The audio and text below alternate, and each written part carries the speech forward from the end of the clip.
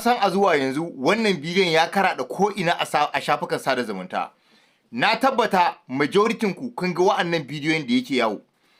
Bari muku wani sharhi kaɗan akan wannan bidiyon. Na wa'annan la'alannin yaran da su da uwarsu, ko in ce da su da ƙanwar mamansu ko antunsu ne, wallahi la'anannu ne ko makare ne. Kuma wallahi tallahi wannan abin da kuka ma mahaifinku sai Allah ya saka masa, kuma za ku ga ƙarshen ku. Ba kuna tunani yanzu ku riga kun samu jin daɗi ba, rayuwanku ta yi kyau saboda ya gudu ya bakku? To ku je ku tambaye uwarku me ta masa da yasa ya gudu ya barta.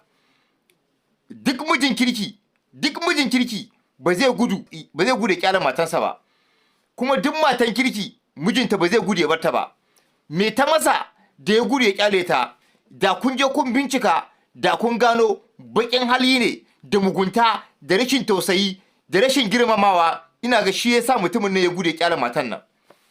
Mutumin da ya sa sadaki ya auro to da kanshi, ta ya zai gudu ya bata? Inda ayan tambaya yake kenan. Shi fa da kansa yace yake yana son ta, ba wani ya sa shi dole ba auren dole aka yi mishi ba. Ya cire kuɗin sa, ya wahala, ya auro ta, ya haife ku. Ta ya aka yi ya gudu ya kyale ta?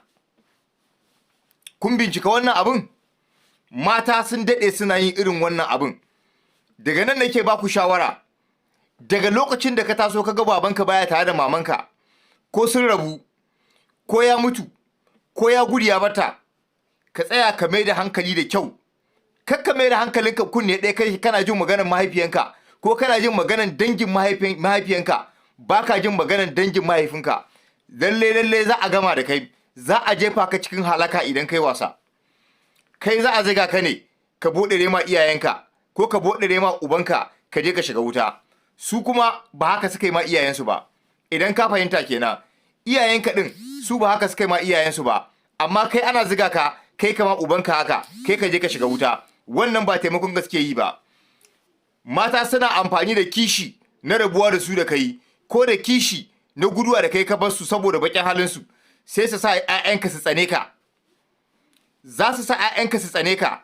Muddin idan ka rabu da mace, to wannan bakin ciki na rabuwa da ita da kai za ta yi amfani da shi idan yaranka na hannunta, ta dinga tsine ma albarka kenan a wurin yaranka, ta dinga zagin ka kenan, ta dinga faɗan sheri da makirci a kanka kenan, don kawai ta sa yaranka su tsane ka, don ta sa yaranka su yi nesa da kai. Kai kuma daga lokacin da ka ce za ka tunkare ta, tana tunanin da bala'in da za ka zo ka samu a wajenta. Wani lokaci idan ka ce za ka ga yaran ma, ba za ta taɓa bari ka ga yaran ba. Za ta ɗauki yaran ta gudu. Wata za ta bar gari ma da yaran ba kai saka gansu ba. Haka za